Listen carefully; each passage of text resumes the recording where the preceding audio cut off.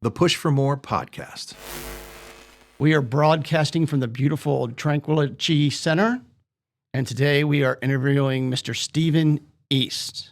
Hi, Stephen. How you doing? Oh, beautiful soul. Thank you. Oh. It's great to be here with you today. Thanks for setting us up and having this beautiful location. It is a pleasure and literally an honor. So thank you for having me. You're very welcome. If you can just give me a brief description of your background, your story a little bit, and then I'll interject with some questions. Absolutely. So I'm from New York. I was raised in New York. I was emancipated at 15, became on my own, followed my parents' footsteps of being a drug addict and a liar and a cheater and all of those things that, when you're raised to be around, that's all you know.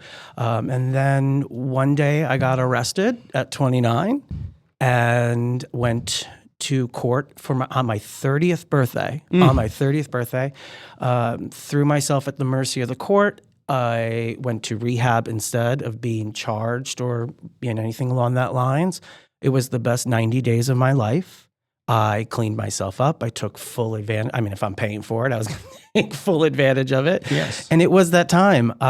Then, let's see, fast forward, I put myself through college. I bought a house. I got married, divorced, sold the house. And now I'm back at school and own my own business. Excellent. To help others, which was ultimately all I ever really wanted to do, is to give opportunities to people who never gave me an opportunity. So you were arrested when you were younger. Yeah. 29. Several times, to be honest. I used Okay. to be a runaway all the time. I got in trouble for shoplifting as a kid. I was a typical child of a very abusive, a very toxic household. And I had more than one. My parents were divorced when I was 5 and my sister was 1. So we never really even think of them as married. I have no memories of them being married. And my mother was an abusive drug addict and very narcissistic, married a cop who was very abusive. Mm-hmm. My father is a very angry alcoholic, functioning alcoholic. Mm-hmm. Hence, I don't really drink for that reason.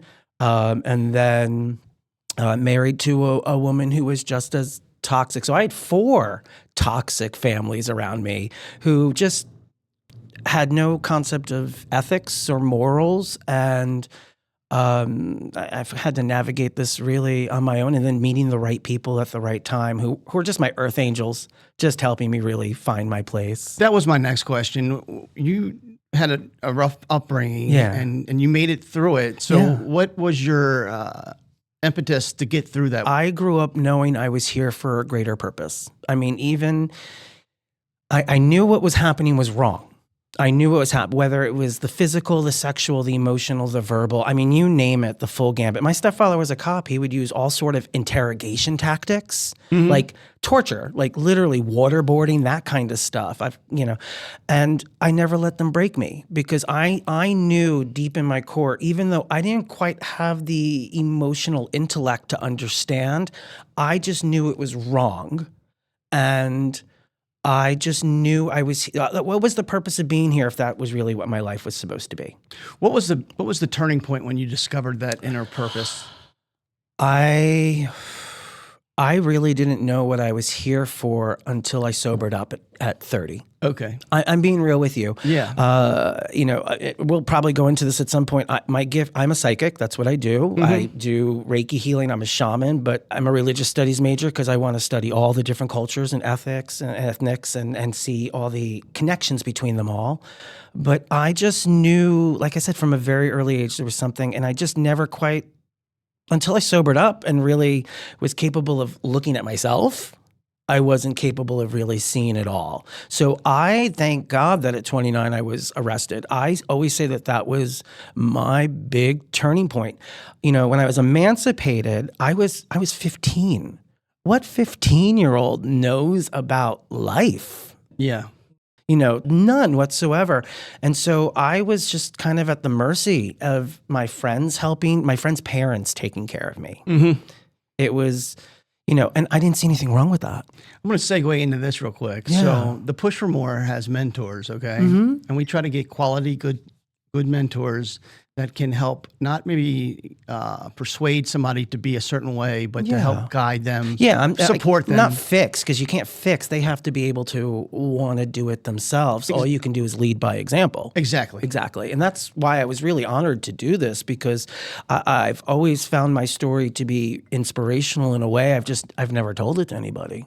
Yeah, we try to like I said, not persuade them, but to give them support and find out what their goals and their aspirations are. Yeah. Would that have helped you, do you think? Absolutely. In fact, it had helped me survive is really the best way to put it, because I mean, if you had met me, I mean, as a teenager, I mean, forgive me, I'm sure this will I was bat crazy. And that was literally the terms used to describe me. Yeah. And you know, I was always capable of meeting somebody who was like, oh, I know this person who can help you in this situation. You know, even I always had the right therapist who was capable of helping me with what I needed. School counselors, teachers, just I've had inspiration and I've had help along the entire way. And I'm very grateful for them. And I have a lot of shame over it too, because I took advantage of some of these people because I just didn't know any better. Yes. And I've made amends with them. I literally, and this was after rehab and some before rehab, I reached out to some of these people who I'm not gonna lie, I stole from them. I ruined their relationships. I was a terrible person. And I just, like I said, and I don't even call myself a terrible person anymore, because I was a child who didn't know any different. You were lost. I was very lost.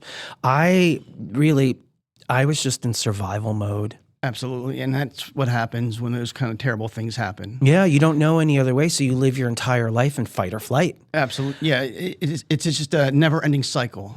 Exactly. So what I was going to ask you is to switch gears just a little bit. I want to talk about the Tranquili-Chi Center and what you do here. I am a director here, so I help oversee all the practitioners.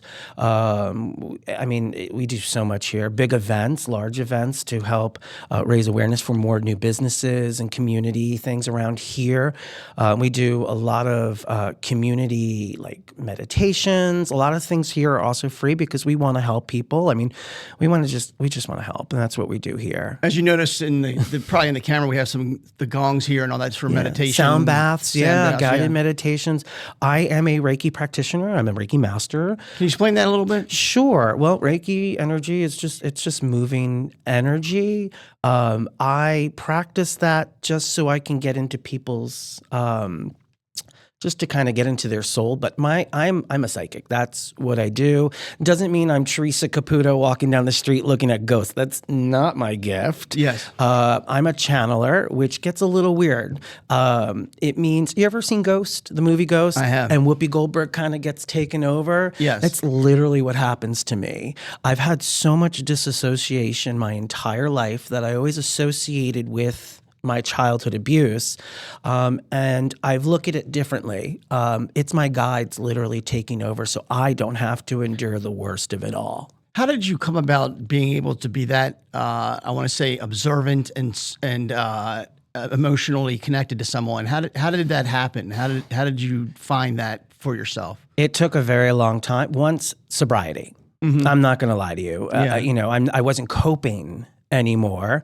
And one of the things that I did it was so helpful. And this is one of the things I like to tell people as a divine being, because we're all divine beings. We're all beautiful people inside, it's the human part of your brain, the ego sabotage, which lives in fight or flight. It doesn't like the unknown.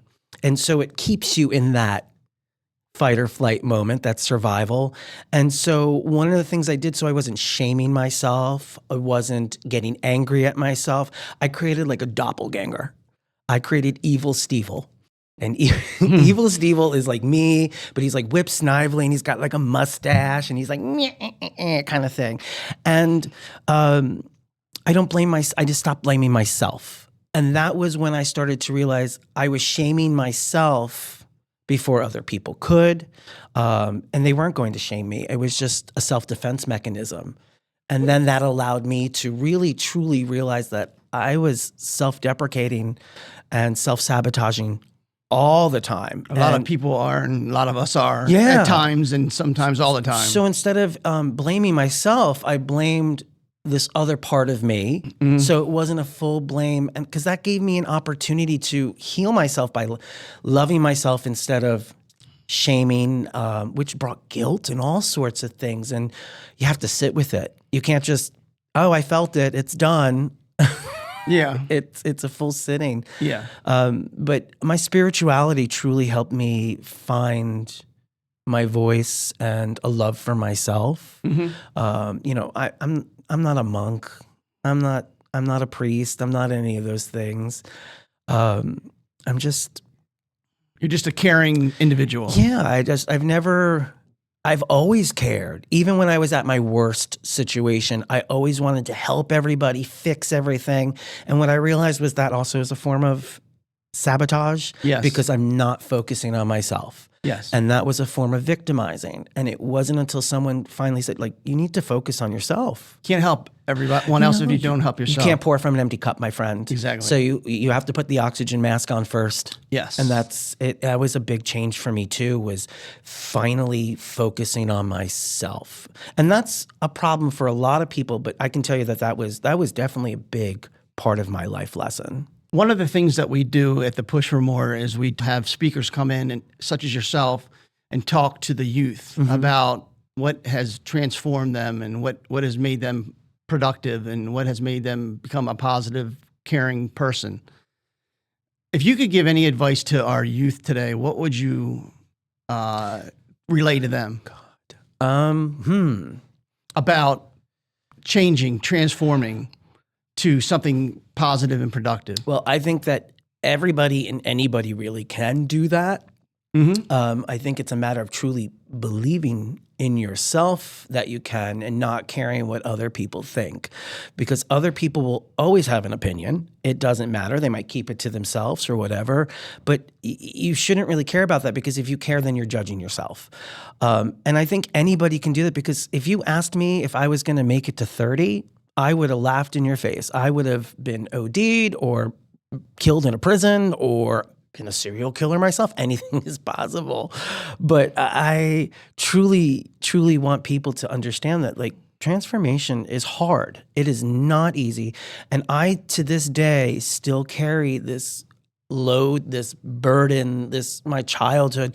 It never really goes away, but I have a bigger perception of it, and I have a different perspective, and it just takes time and age. If you're, like I said, I was 15 thinking I was an adult. I was not an adult. So it can happen, but just it takes time, and you need help from others. You can't do it on your own. No doubt. You need to ask for help. Very true.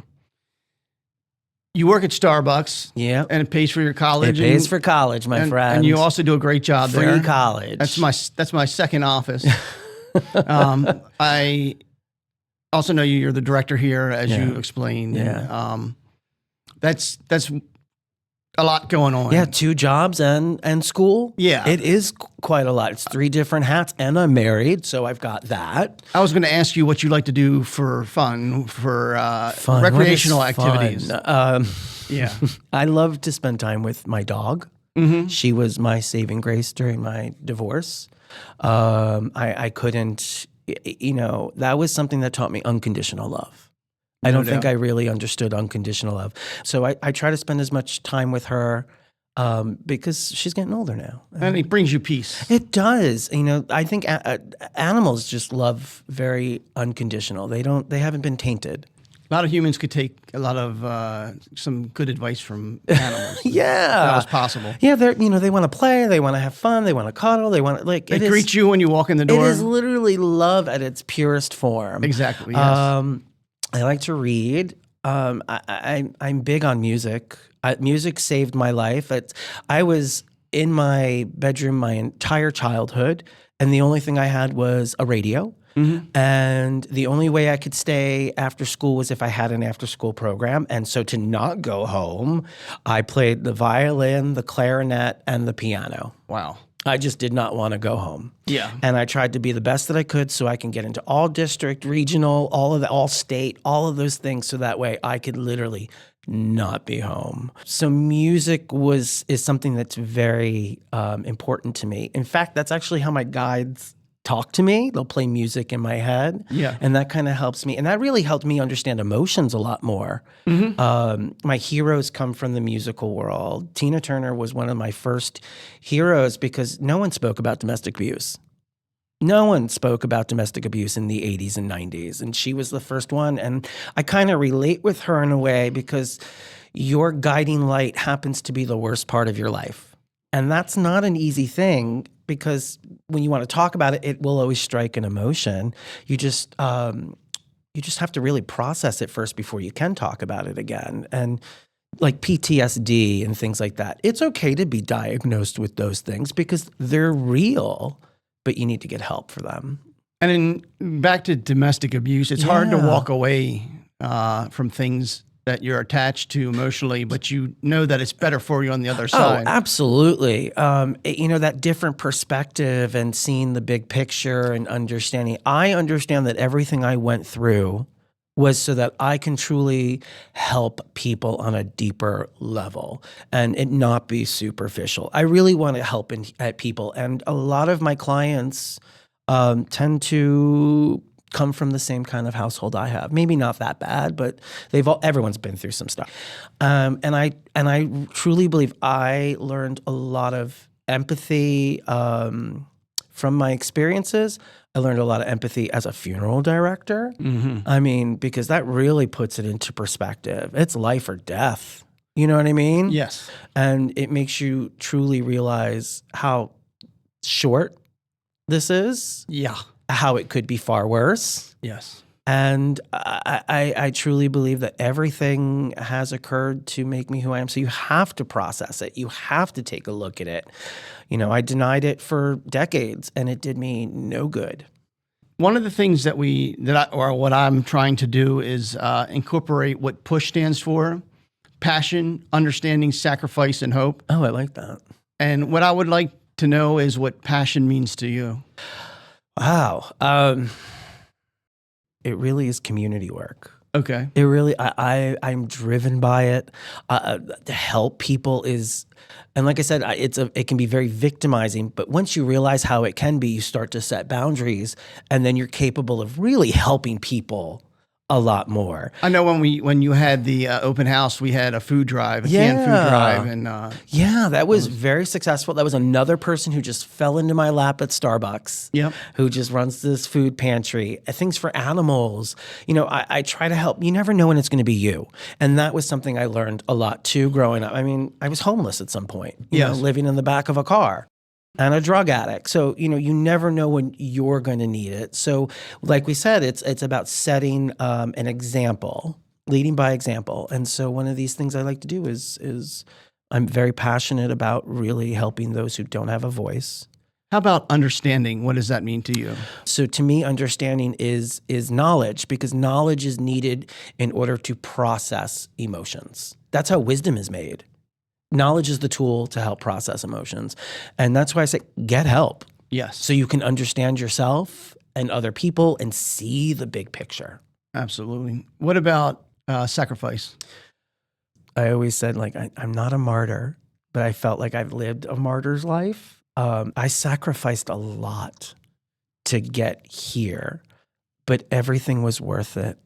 Everything. Yeah. I gave up a $80,000 paying job. My health insurance was paid for.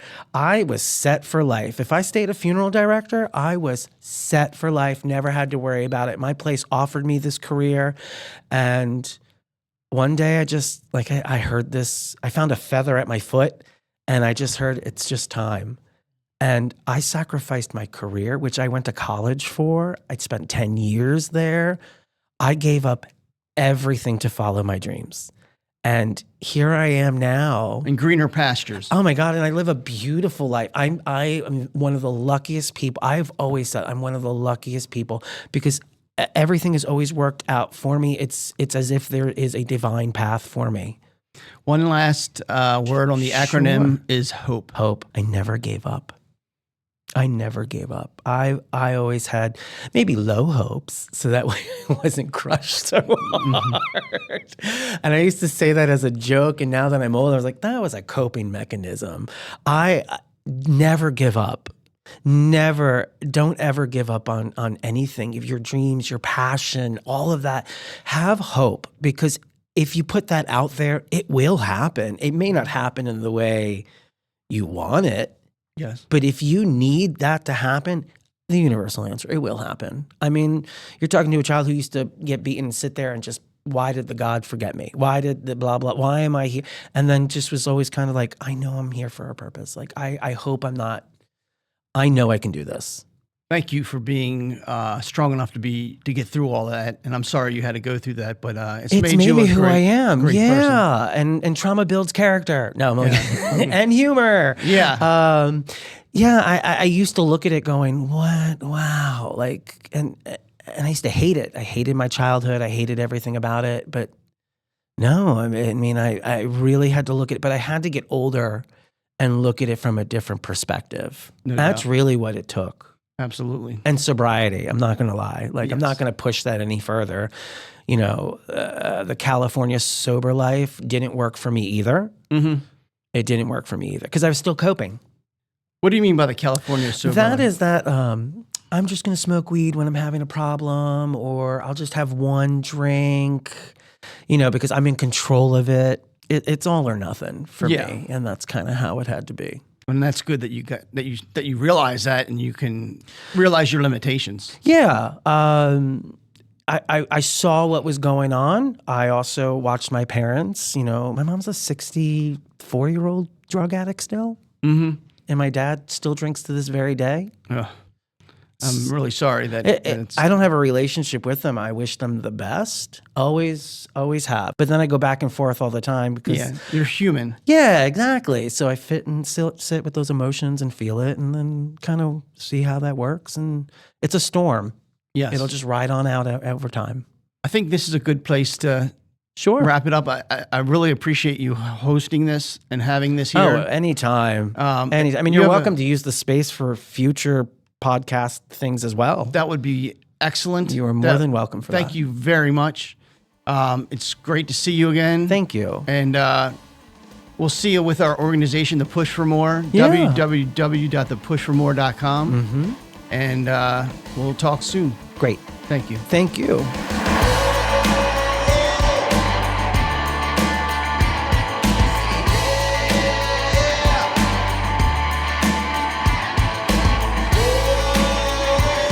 Thanks for tuning in to the Push for More podcast. To join our mentor network or appear on the podcast, feel free to reach out to us at thepushformore.com.